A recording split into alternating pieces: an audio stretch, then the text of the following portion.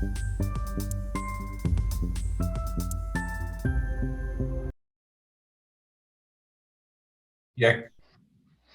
Okay. Okay. Can you see my screen? Just making sure. Yes, I can. All right. All right. Well, good morning, everyone. Really appreciate you attending our session here on NOAA's data and tools for sea level rise and coastal flooding.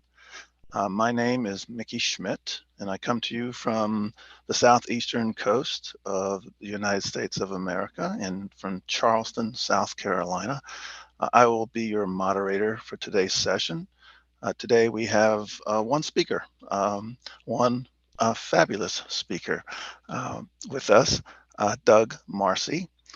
He'll be sharing a lot of information around climate change and sea level rise, and then information about the tools and visualizations we have to help planners look at the impacts of climate change and coastal flooding. Doug comes to us also from Charleston, South Carolina, again on the southeast coast of the US of A.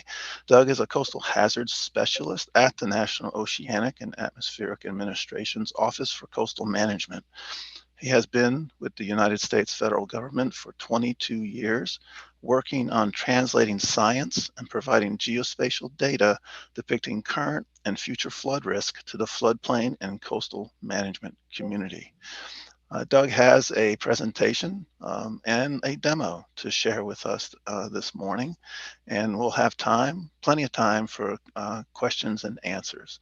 If you have questions, please drop them into the appropriate Q&A box or the chat box, and we'll address your questions after Doug's presentation.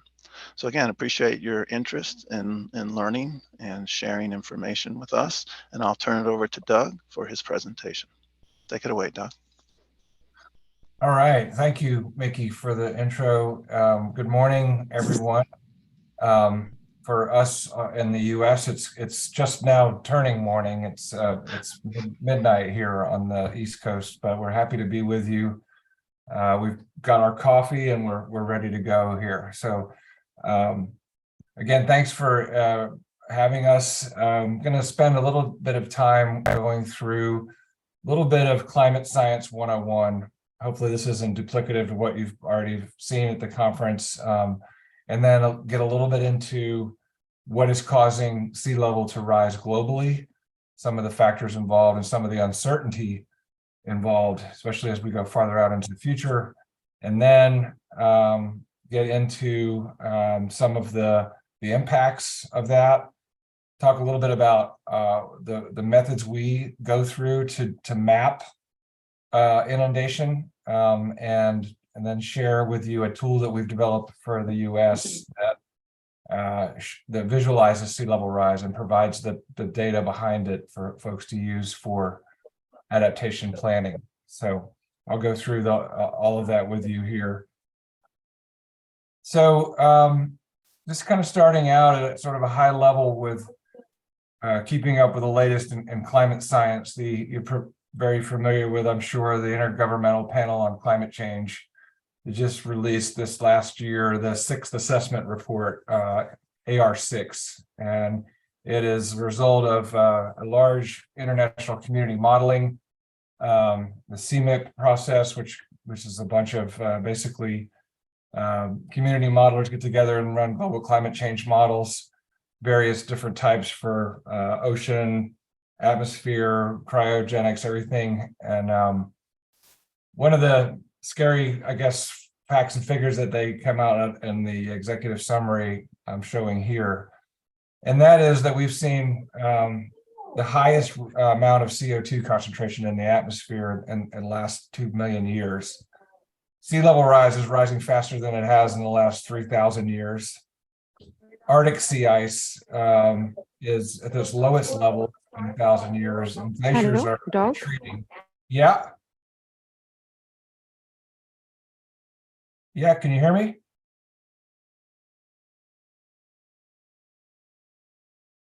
Hello? Can you hear me?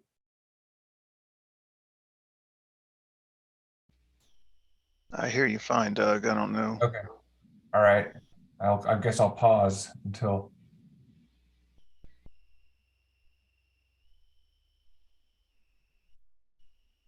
So it's not my connection, I hope. No, it's not your connection. I've been hearing you fine.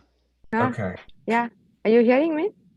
Yeah, I we am hear now. you now. Yeah. Okay. Suddenly the connection was lost. Carry on, please. Okay, no problem. Again, we've seen unprecedented glacier loss as well. So all of this is causing the climate to change pretty drastically, and it's affecting sea level rise. And we can look at that, looking at historical sea surface temperature and land temperature with various different data sets, which kind of mimic each other very consistently. And going back to the late 1800s, we've seen this uptick in both land-based temperature and sea temperature. And we know that the sea temperature is lagging a little bit because it absorbs a lot more heat.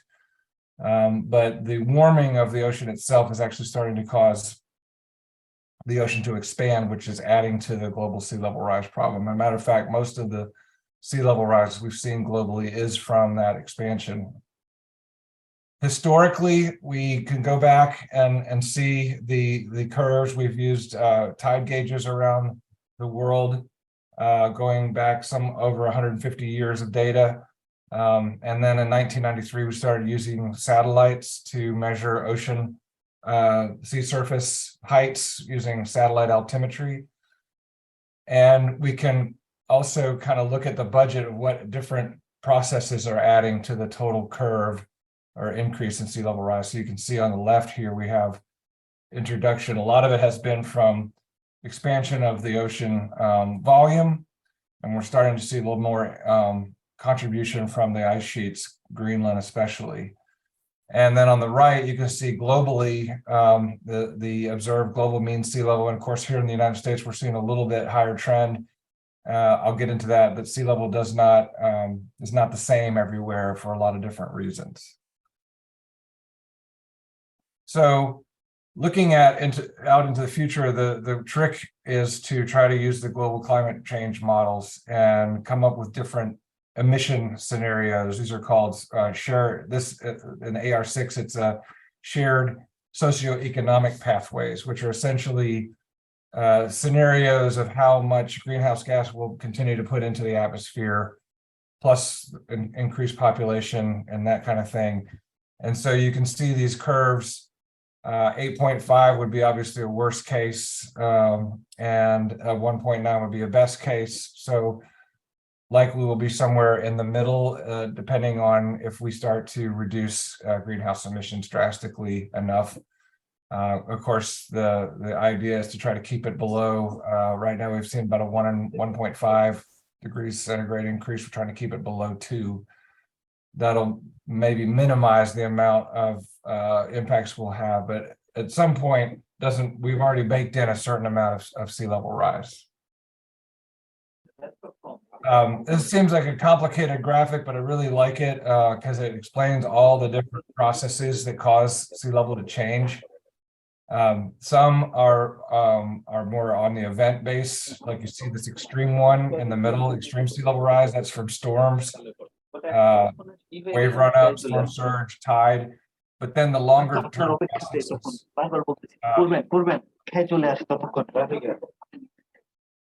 winds can cause it, currents, then you have obviously subsidence and uplift going on with the land-based subsidence, also isostatic rebound from the lack of ice on certain areas that used to have ice sheets on them in the last glacial period.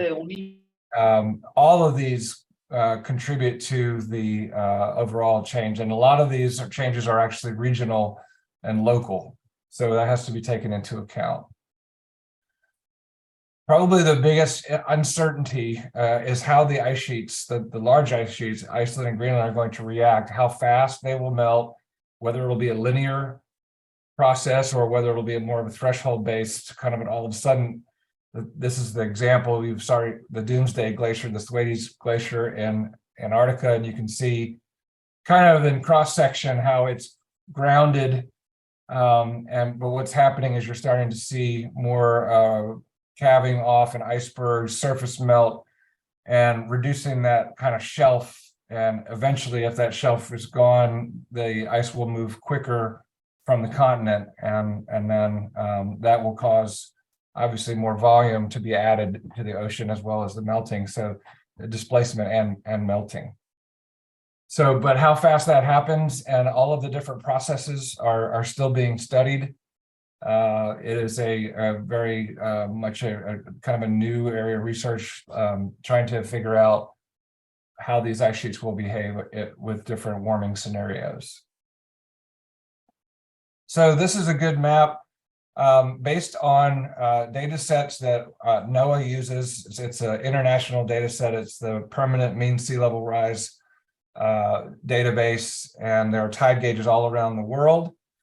And you can see here that the sea level trends do vary based on location. So I zoomed into Bangladesh area and India. You know, some of these areas, they've seen between 0 and 1 feet in the last century, but there are definitely some hot spots. And generally that ends up being because of either some sort of a subsidence issue, if the land is subsiding, or some sort of tectonic issue.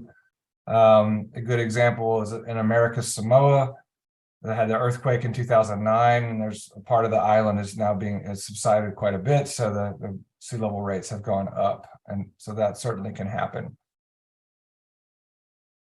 So just to give you this is more on a national scale in the United States, but it's pretty true globally, and that we've seen probably in the last 100 years around 1 foot of sea level rise in most places.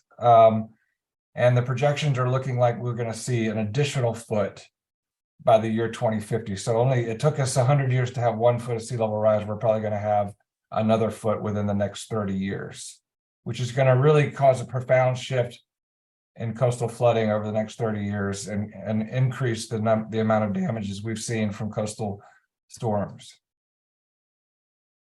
So zooming into regionally, this is not in Bangladesh, but it's the closest tide gauge I could see there that has a trend in India and Diamond Harbor.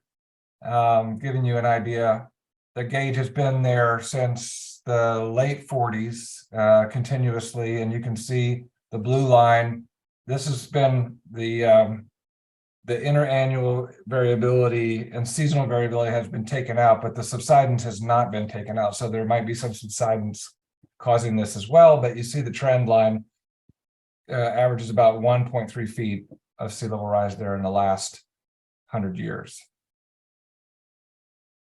And looking at the projections from these societal pathways, you have, I just kind of picked some here, you have the 8.5, 4.5, 7.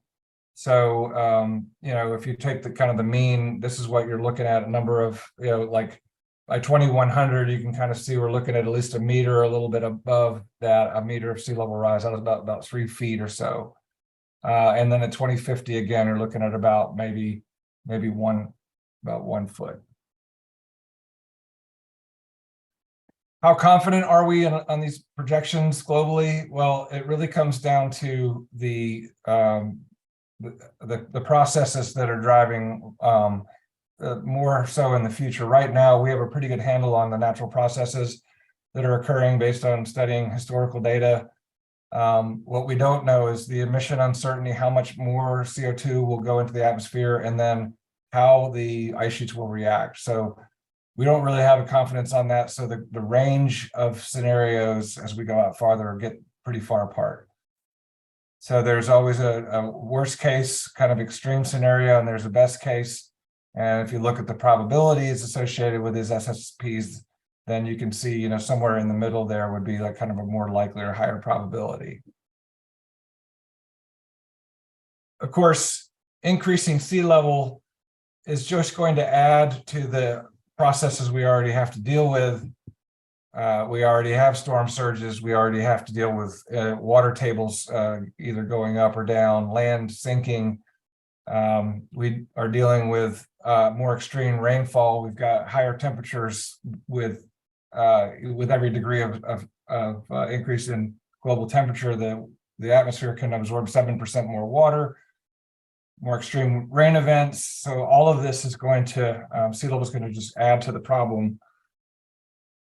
And on the coastal floodplains, what used to be, this is just an example showing a 2010 floodplain, that all the things that happen right now when we have coastal storms are going to get worse, and that floodplain is just going to move inland.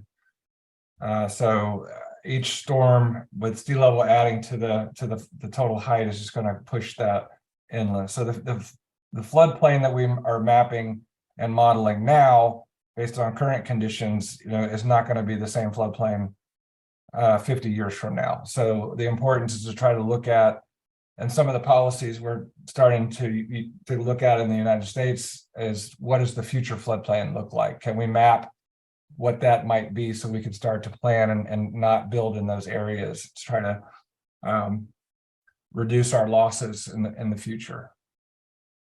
And then, of course, combined flooding is a big issue. We have extreme rainfall going on land.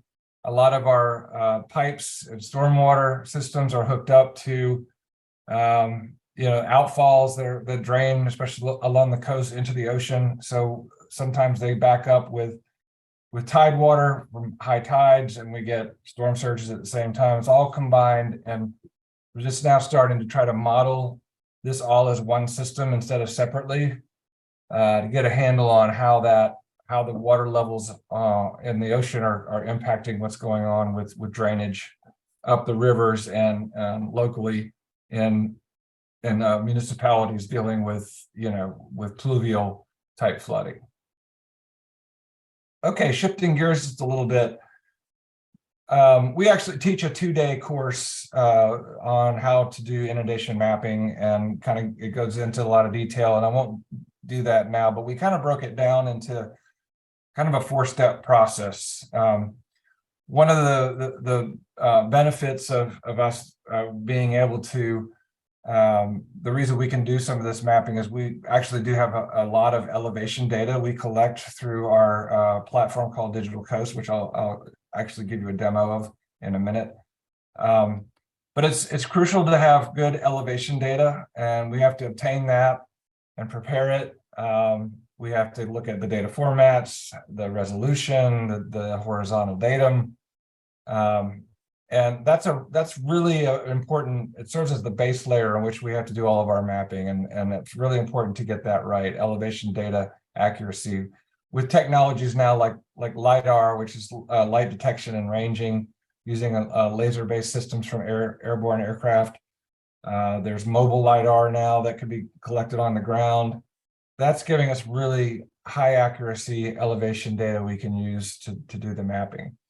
And then, of course, we prepare our water levels depending on what we want to map. We either get some model output from, let's say, a tsunami model or a storm surge model, or just these sea level rise projections.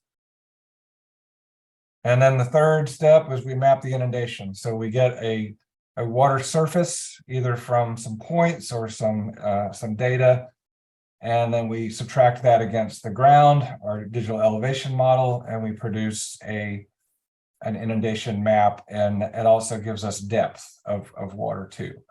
And then we can symbolize that and then use that geospatially in a geographic information system to identify areas that are going to be impacted, overlay them on other data sets like population, socioeconomic information, critical facilities, and all of those other indicators for potential impacts. And then finally, we can visualize what's going to happen to communicate that.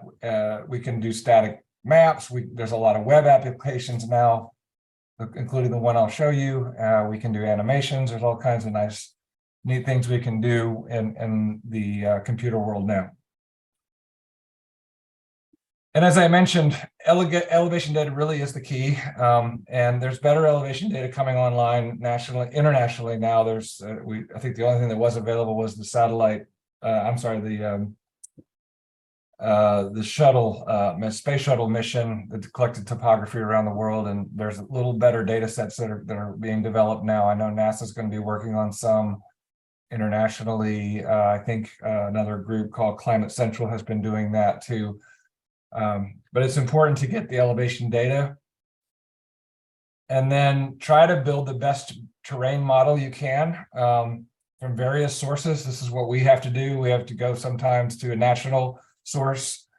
We have to go locally and get data. We sometimes, municipalities or counties collect their own data.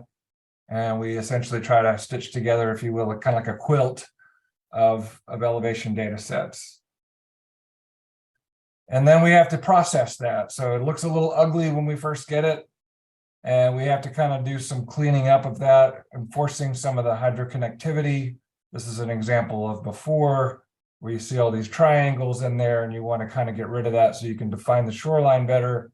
That takes a lot of work to do conditioning of that before you start doing the mapping. It's kind of like the old adage, garbage in, garbage out.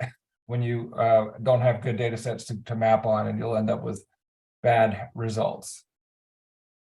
And then the water surface we map, there is a difference, and we're actually taking into account the tide differences. So this is an example, and I think you probably have this in Bangladesh, up rivers and estuaries, you have different tidal signatures from, this is the San Francisco Bay, on the west coast of the United States. And there's a 4-foot difference in mean high water, which is one of the tidal datums we use. And so we have to take that into account as well.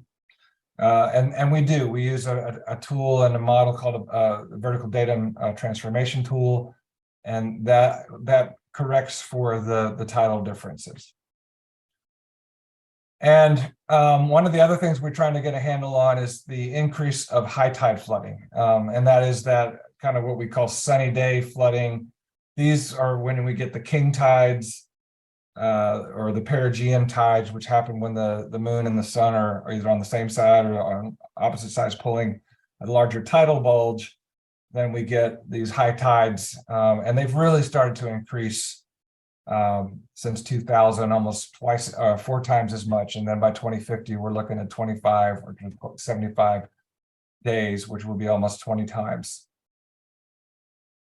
And we're also trying to map those. We're trying to map these tide thresholds as well. So with the inundation mapping, you can pick different thresholds and start to map what are like critical kind of thresholds for infrastructure, or just starting to count the number of events. That's what we've started to do in the US. How many days have we seen it go above a certain threshold? And if we track that over time, we can show as an indicator of climate change and sea level rise that this is actually happening in our lifetime.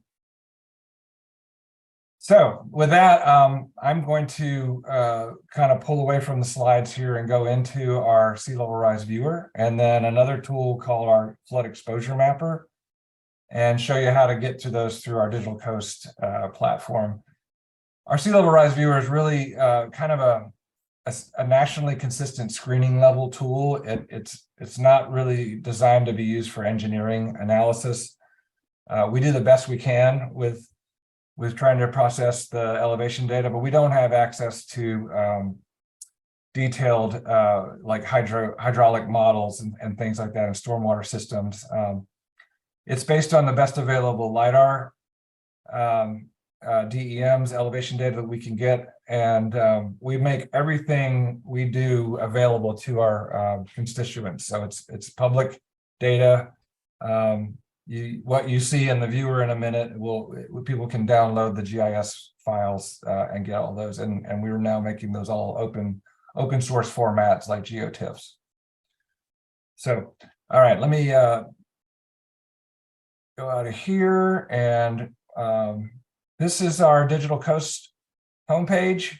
The URL here is, and if you could just Google Digital Coast, it'll come up, but it's just coast.noaa.gov/Digital Coast. It is a website. Hey, Doug. Yeah. Doug, sorry to interrupt, but we're only seeing the PowerPoint right now. We're not seeing the website. I need to, thank you. I need to change how I'm doing this here.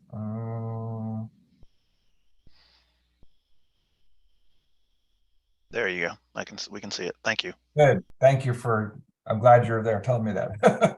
Okay, so here's the website, Digital Coast. It is a website, but it's also the whole platform is also, it's informed by a group of partners we have in the United States, that everything from a planning association to land conservancy to states, or the group that does the coastal management for the state. There's a bunch of partners that help us kind of inform what should go in here and kind of vet the data. And we also have a lot of contributors too. So we have a lot of federal agencies that contribute their data, and states and other partners and NGOs as well. So the platform is pretty easy to use. We have data. So I'll just go in here and show you that I mentioned LiDAR. We have elevation data. If you click there, you can download LiDAR. We have land cover. And then we have tools. So when I go in here, I can just type in and search for tools, but the two I'm going to show you just happen to be right here. So this one here is the sea level rise viewer. I'll click on that. All the tools have the same look and feel, where you have kind of a landing page. You can launch right into it, but you can also, if you've never visited before, you can read an overview, what the features are. There's a little video here that talks about what the tool does. All kinds of ancillary information of FAQ. If you're interested in how we do all the mapping, all the methods are made available. We have updates. We keep the viewer updated all the time with new information and data, and other information there too. You can also go directly to download the data. And if you want to pull the data, the services, map services into your own GIS, you can do that as well. So I'm just going to hit launch. And this is our splash page.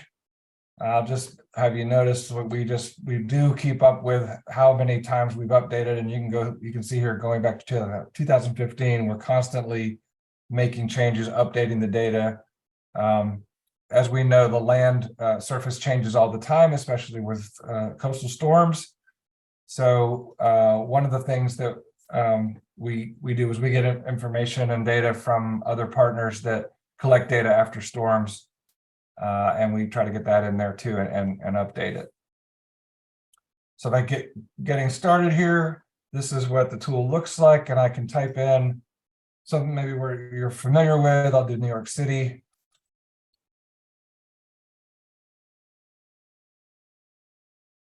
There's New York City, and I can zoom in, and we have the different tabs here, or different views. This one here is on sea level rise.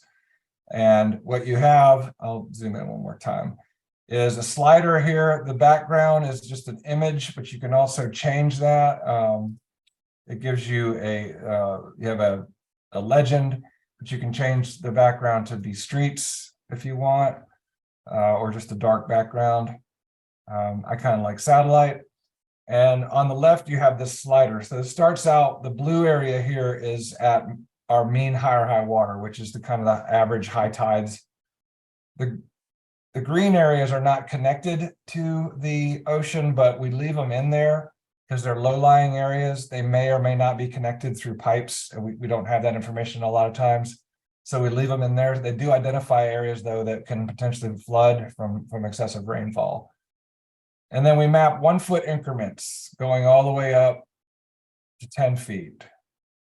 So you see the low-lying areas will start to fill up. And we give you kind of a relative depth if you look at the legend. The information, if you download their depth grids, are in there. You can actually get the actual depths. And then we have these photo locations, these little teardrops you can click on here. And it's a location on the ground with a photo, and it's kind of connected to the slider. So you can see that that particular area starts to flood around 4 feet above mean high water. So this is an area, if you maybe remember, we had Hurricane Sandy or Superstorm Sandy. This whole area down at the Battery was flooded. So they probably had about at least 6 or 7 foot above mean high water right all down in here. And it actually flooded the subway system, one of the subway entrances there, caused an awful lot of damage. So these tools can also be used to see what's going to happen for individual storm events as well. So it's a really good kind of a what if scenario tool as well. Also, what we've incorporated in the climate component or the sea level rise component. So what you need to do here is if you click on local scenarios, there's actually a tutorial you can go through. I won't do that now. You click on your closest tide gauge. In this case, here's New York. And then you can, what you see here is you can either view by scenario or by year. So these are the different scenarios we have in the United States. The projections, they're similar to the ones I was showing you, the SSPs. So we can look at an intermediate by 2080 and then line this up with the inundation layers we have at the 1 foot increments. Or you can view by year.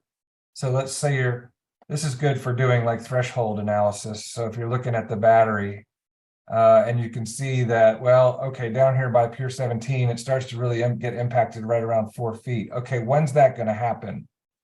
And I can start going up and say, okay, well, by 2080, at a high scenario, we're going to start to, that area is not going to be usable anymore. Or 2090, the intermediate high. So you can use that. You would view it by year or by scenario.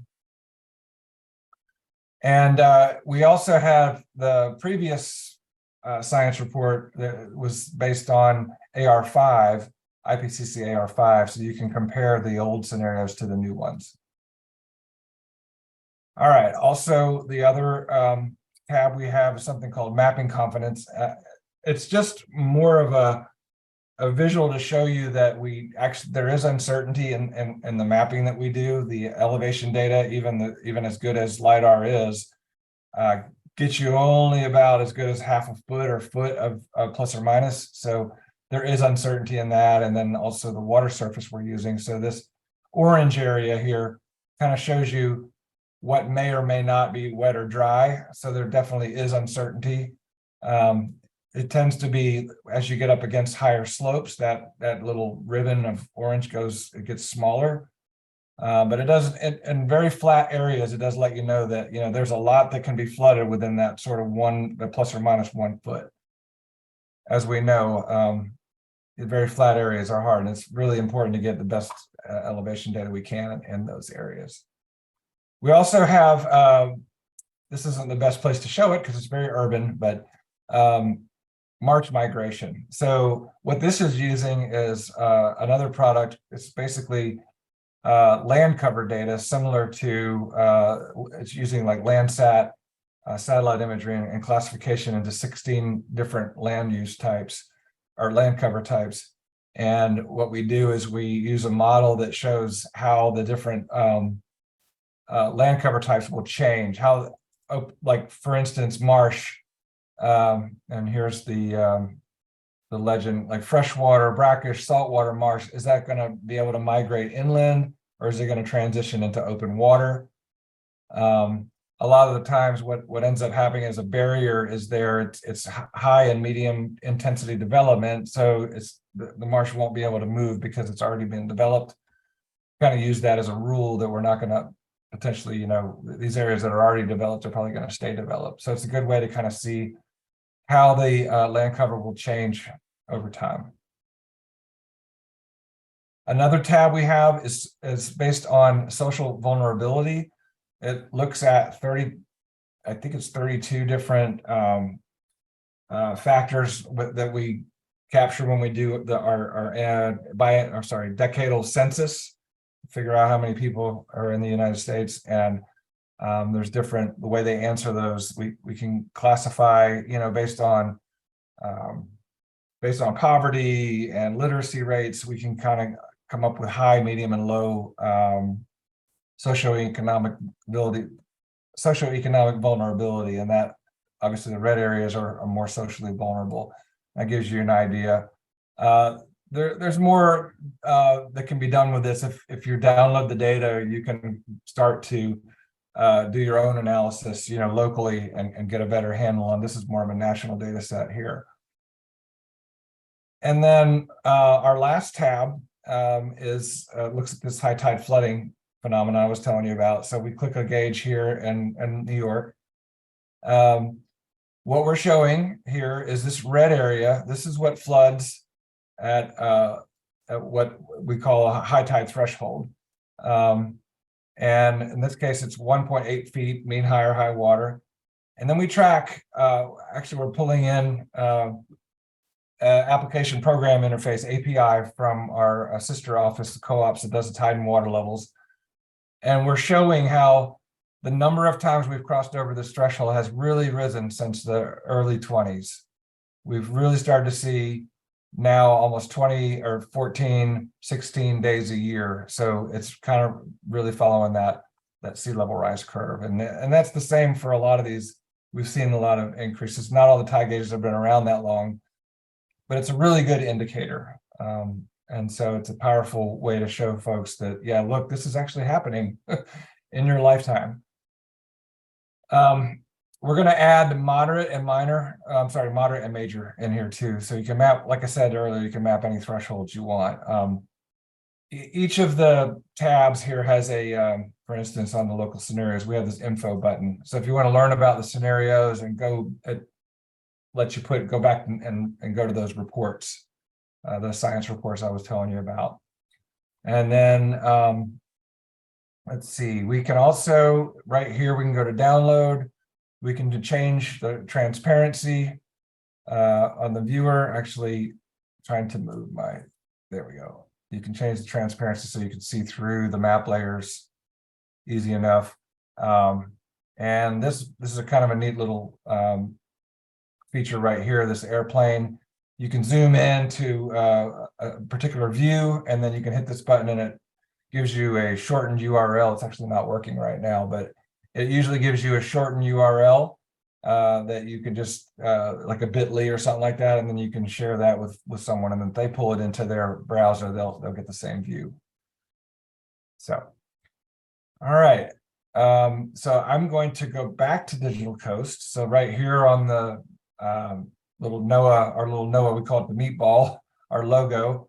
We can go back to Digital Coast and tools, and then right to another tool that we have developed that kind of uses some of the sea level rise data. This is kind of showing you the power of map services.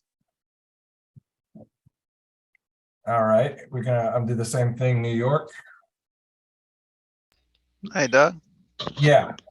Why don't we do like a Little question? Mobile or why Okay. don't we do Mobile or Louisiana, just because it's a similar Oh, yeah. coastal floodplain to the Bangladesh Dhaka region, a flat area like Mobile.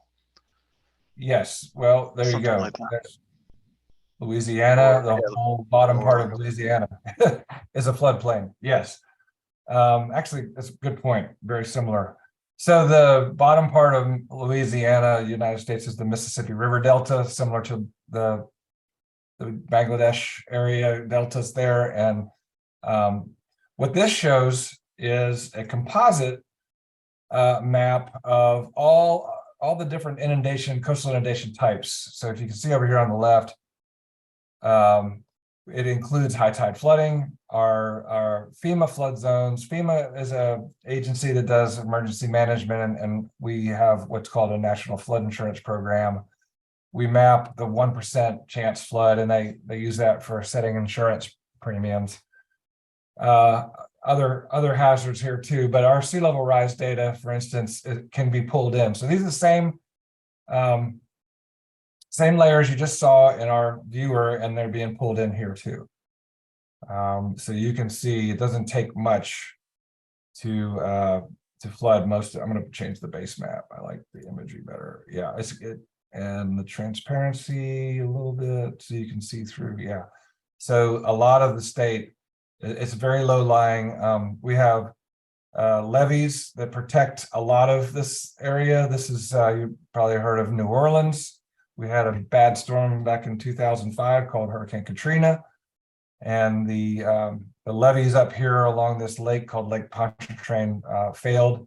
And it fills up like a big fishbowl. Essentially, the downtown area is below sea level because it's been subsiding for years, and there's a levee system that protects this whole area. So if you increase sea level rise, you can see how the levee system is really protecting it. Let me change the transparency so you can see a little bit. Yeah, so this area right in here is protected. There's another levee that protects down here as well. So yeah, it's a very flat area. You can look at storm surge. So this is kind of worst case storm surge, and you can see the levee areas are in hatched because they don't try to do the storm surge modeling in the levees. They're supposed to be able to protect from storm surges, but it doesn't always happen. This just gives you an idea, worst case, like storm surge from a category 5 storm, which is pretty accurate because Hurricane Katrina in 2005 went in on Bay St. Louis. This is down in Mississippi, right in this area, went in about 13 miles inland, which is kind of similar to like a tsunami. So we don't have tsunami data for the Gulf, but we do have tsunami information for a lot of the other parts of the coast, especially on our west coast, and it's a tsunami run-up zone, evacuation zone. So you can put on like the sea level rise layers here, and then you can also look at population density information, poverty. Let me show you there's the legend here. There's the legend. So there's the poverty. Then you have elderly. So these are all the kind of the indicators for social vulnerability, the number of employees. We also have infrastructure and exposure. So high and medium density development. There's not a lot of that in this region, but you can see in here, this is a Mobile, Alabama area. Critical facilities. So this would be your fire, police, fire, schools, law enforcement, hospitals. Development patterns, again, showing high, medium development. That's again coming from some of the land cover data. And then some natural areas, looking at open space, potential pollution sources from our Superfund sites and from our Environmental Protection Agency. And we have like other areas, beaches and dunes at map, because they can act as and wetlands act as a buffer for floodplains. And then what's called a wetland potential. So there's an area where an area that may actually be able to migrate inland and continue to be a wetland over time. So there's a lot of different data sets in there. And the cool thing about this is you can create your own map. You don't have to have your own GIS. You can zoom in, get the layers you want, and then hit save map right here. And it saves it up here to the top, and then you can go in and customize the title, whatever you want to do, and then you can download that, export it, and save it as an image, and you can print it or send it. And so you can print out a bunch of these maps and kind of like a little portfolio if you wanted to brief like a community on their vulnerability and not have to have the GIS software to do that. So it's been a pretty popular tool. And again, it's pulling in the data sets we had from our sea level rise viewer and all these other available data sets. And that's really the beauty of sharing all these map services. Okay, I think I will go back to, I think that's the only tools I was going to demo. So I will go back to this sharing thing and share my, let's see.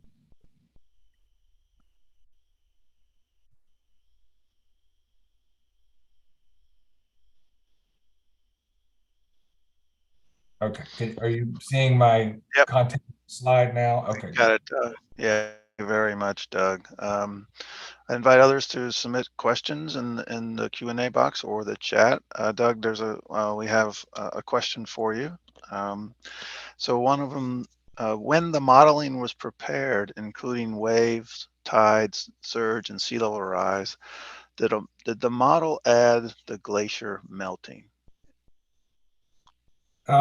Well, there's all kinds of different. I showed a bunch of different types of maps, and those are all coming from different model outputs. And it's not like a cumulative all put together.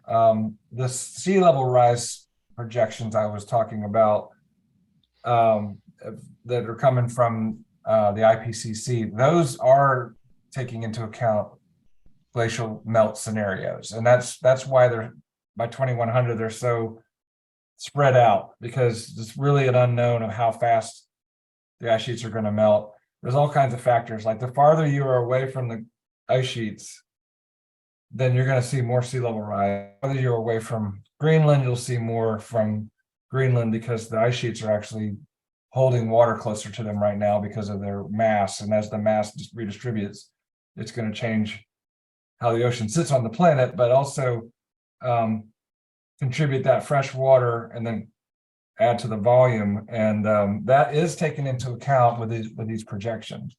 Now, the storm surge maps and things and the flood maps that I was showing you currently don't take into account future sea level rise. Those are kind of like event-based hazards. Like I was telling you, our FEMA maps, they don't look at future conditions right now. They look at the current risk. And our worst case storm surge maps, they only look at our current situation. So we would need to add sea level to the modeling of those and produce future flood maps. And we're actually working on a project right now in the US to do that. We're adding what we call freeboard or internal flooding heights on top of the existing base flood elevations to give folks something to plan to in the future. So I hope that answered your question. Yes. Thank you, Doug. I had a question for you, Doug. If someone were to invest and develop a tool similar to the sea level rise viewer that you demonstrated here this morning, how long should someone expect that to take in the development, and what type of skills are needed to develop such a tool? That's a good question. It, I think, depends on how long would depend on the amount of geography. It took us, United States is a big country and a lot of miles of coast, but we started this probably in 2011, maybe. It's been, it took quite a while. It depends on the access to the elevation data, but there's a decent, elevation data source, and you have the right skills. The skill sets are going to need to be folks that understand how to use or manipulate elevation data, deal with either LiDAR based elevation data or digital elevation models. So they have to have a pretty decent GIS background or remote sensing. We have a lot of what we call like geospatial analyst type folks that have a good background in that, and then you also kind of need to, as far as you need to have some climate science folks that can give you and sea level rise experts to give you the projections. So it's not a trivial task, but we have learned from a lot of mistakes, and we've got all the mapping methods kind of ironed out. And we can share, and we do share the code for our viewer. We have a lot of our mapping is automated now using Python scripting inside of, we use the ESRI software suite in NOAA. We have like a general license with them. So we do have, which is all open scripting too. So you could use QGIS if you wanted to, but we could share those as well. So, but yeah, if it depends on the job. If you're mapping a small area, it probably wouldn't take you that much time. If you're mapping an entire country, it's going to take some time. And I guess it also depends on the quality of the data. I have Great. one question. Yeah, please. Yeah. So you have done the sea level rise projection through the modeling. So in the modeling, do you simulated any kind of data which can which can guide the people who are doing the social studies on the migration or the forced displacement, like how the frequency and intensity of the floods that are happening in the US, how it could propagate forced displacement in the future, and if yes, did you find any number, like how much people will take the decision to forcibly displace themselves from their place of origin after any kind of such disasters? Any kind of data or previously made data, is that simulated in any of your modeling? This is my question. Okay, that's a really good question, actually. And it is not in our modeling. Okay. But there's a whole group of I would call them social scientists, I guess, that are really looking at. We have a colleague that's at the University of Georgia, has been looking at that exactly. How is sea level rise going to cause migration, what we call climate migration, I guess, is the areas that are going to be impacted. Where are those people going to move to? Or are they going to try to stay and just armor the shoreline? I mean, that's the big question. So I do know that folks are starting to do some modeling on that, population increasing. I know for a fact that I know in some places like in Alaska, they have done some analysis on actually completely trying to move communities. There's a place called Kivalina. I think the Army Corps of Engineers had a study to how much would it cost to move the community. And I think there was also another community in Louisiana, which is where I was just zoomed into, where they like trying to move an entire community too, because it's just they're too vulnerable now. So there's a lot of you can imagine political implications of that kind of stuff, but no, I think that's where we can make a lot of the mapping data available to folks that want to do that analysis, the population analysis. And I think that's starting to happen more and more. You're seeing an integration of the sort of the physical sciences, which is what I do, to more on the social side. And you're seeing those folks work together. As a matter of fact, now in our office, we have several social scientists work right alongside us, trying to get better economic information and trying to overlay that with these GIS layers, and then come up with, what is going to actually happen with the changing population. So Exactly. Actually, are you hearing me, Doc? Yes, we hear you. So actually, most of the migration studies which are available now is actually highly focused on the social aspects, like the push and pull factors for migration, or normally actually there are no straightforward hypothesis that yes, within 2050, for example, as you have showed, within 2030 the sea level will rise in this stage, and the high tide will be raised above the normal sea level, and within 2050 the sea level will rise more, and the high level or the high tide, the level of the high tide will come in this stage. So these are some of the modeling scenarios which I think you have prepared using the 1.5 degrees Celsius temperature rise, or 1 degree Celsius temperature rise, something which IPCC has IPCC has made a proposal to the world, but still this kind of data regarding if any kind of for example, if we consider any hazard, for example, the cyclone in Bangladesh, where 3,000 injuries occurs in 2009 in Cyclone Aila. So if this kind of hazard actually occurred in our upcoming time, so then it would be a great study, like how this hazard propagate migration. There are no straightforward numbers or any straightforward methodology.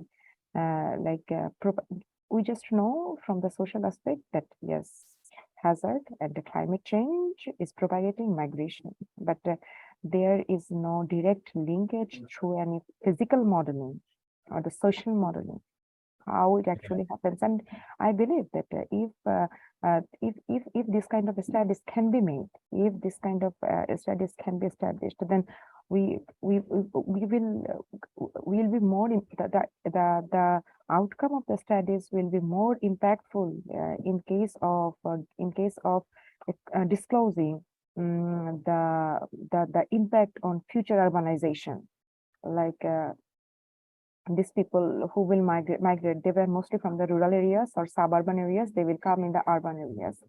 So once this is established that yes, within 2050, this kind of people will for sure will move in the mega cities like New York, or in case of Bangladesh like Dhaka, or in case of India like New Delhi, this kind of people will move. So if we can make this kind of estimate that yes, this cyclone or floods will propagate this kind of migration or this amount of migration, we can further need a study that how these people are going to impact on the unplanned urbanization. Because in most of the developing worlds, we are actually threatened with the unplanned urbanization. So Yeah, that's, I just express my interest. oh yeah, it's definitely, I agree with you. I don't think the physical modelers are not, they stop short of that. They're like, here's the data. You guys on the social side figure out who's gonna do what. And that's, yeah, it's getting better. I think there's a lot of process modeling looking at well, what is the human response going to be? You know, the coast is going to do its thing naturally, but if we put barriers there, seawalls, if we continue to renourish barrier islands, that's going to change the response, right? So then that's the hardest thing to try to model. Our mapping is like as if it happened today, tomorrow. It doesn't take that into account, but it can, you know, that's why it's a screening tool. But yeah, it's a complicated when you add in just the process parts and the physical side and then the whole human factor. Yeah, it's not easy. Yeah, you made a mention of the cultural ties people have to where they've grown up, where they've lived, where their ancestors have lived, and that cultural barrier and realization of actually we have to pick up and leave or we will perish is a hard problem. So we can show projections, we can visualize what the future may look like, we can visualize what storm impacts may be. The terminology we've been using lately here in the United States is for it to be successful, it has to be community led. So you have to have your leaders, your community leaders and the public lead the process. It can't be the government telling them they have to move. So if it's community led, the chances for people to realize that they have to do something and leave their cultural heritage behind is a tough one, but that's what has to happen to make it successful. So.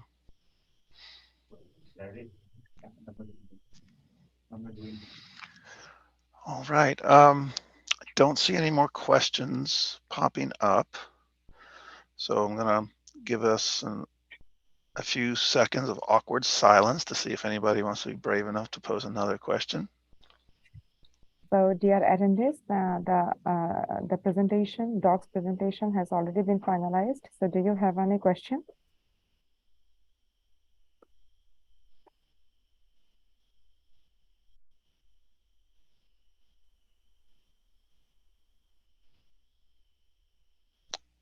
All right. Well, we really appreciate everyone's attention and interest.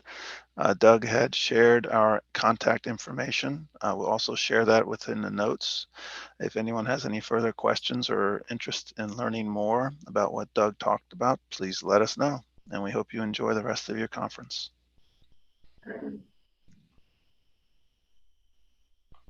Thank you.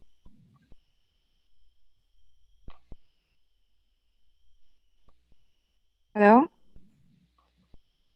Hello? Yep. Hello. we're- right. Okay. Yes. So thank you for Okay. presenting the nice presentation. It was, yeah, the presentation was really impactful, really thoughtful, and I have learned something. So Oh, good. thank you very much. You're All right. welcome. Thank you. Have a good rest of the day. We're going to bed now. Okay.